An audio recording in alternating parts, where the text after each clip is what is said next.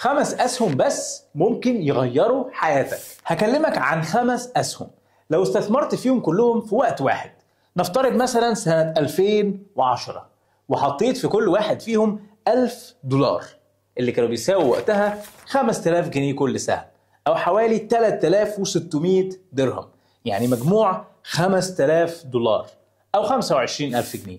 أكيد بنسبة كبيرة كانوا معاك وقتها، صح؟ كان زمانهم دلوقتي بقوا كام؟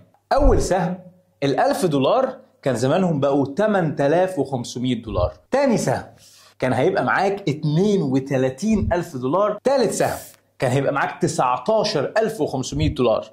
رابع سهم كان هيبقى معاك $14500. السهم الأخير كان هيبقى معاك $9200. يعني أنت بدأت ب$5000، بقى معاك $83700،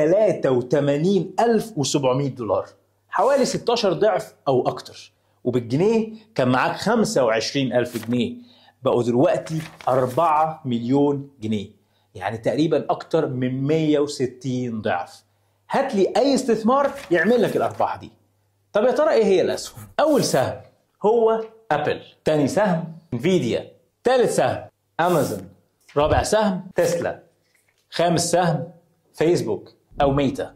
أعتقد شركات كلها مشهورة ومعروفة لينا من زمان، يعني ما كانتش سر ولا محتاجة واحد محلل استراتيجي عشان يعرف إنها شركات ليها مستقبل.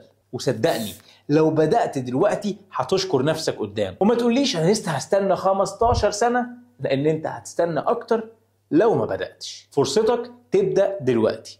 اكتب كلمة كورس في التعليقات وهبعت لك تفاصيل عن الكورس اللي هيكون بداية رحلتك.